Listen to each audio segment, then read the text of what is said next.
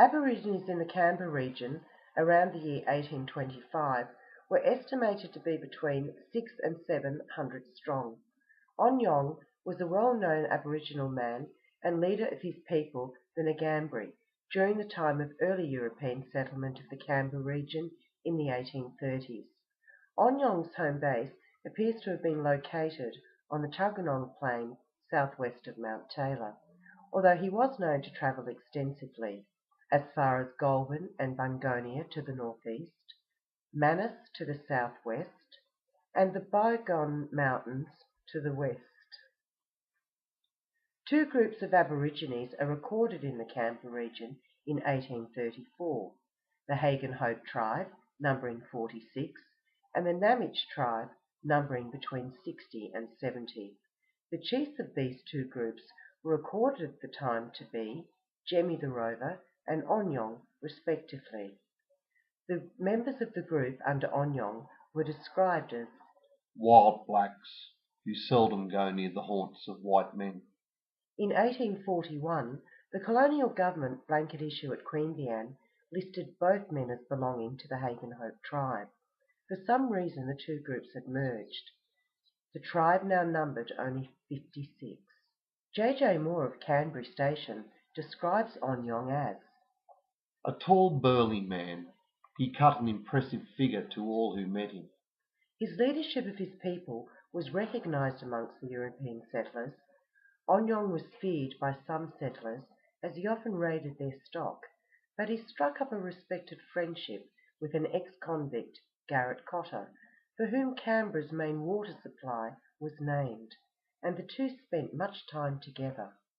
James Wright, owner of Lanyon, mentions that Onyong was once caught by Henry Hall of Charnwood spearing livestock and consequently was shot in the leg. During the 1840s, Onyong's band maintained a close relationship with the Wright family at Lanyon, and it is known from Lanyon records that there had always been rivalry between Onyong and Jemmy the Rover over tribal leadership issues.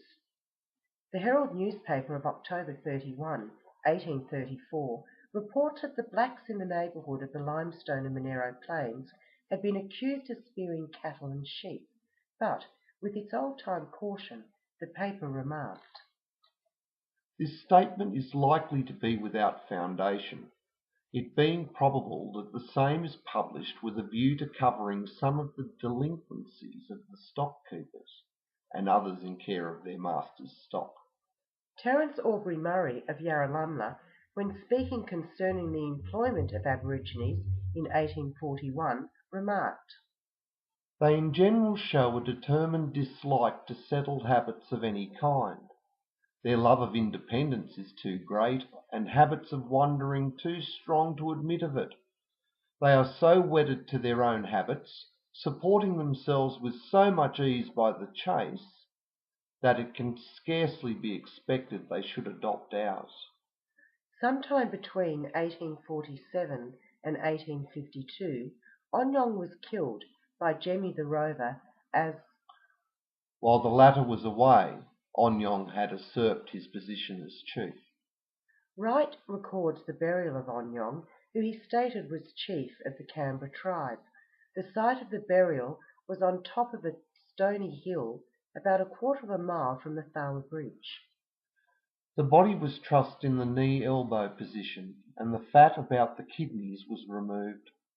The fat was supposed to possess great virtues, and was distributed to the gins, who carried it in the bags which hung about their necks.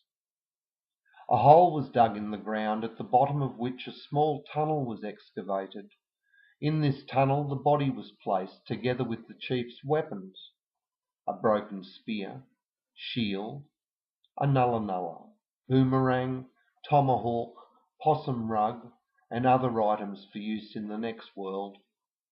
The grave was then filled in. After Onyong's death, it was hard for Aborigines to maintain a traditional existence due to the growth of European livestock, crops and fencing. At the same time, European illnesses were inevitably introduced, decimating the population.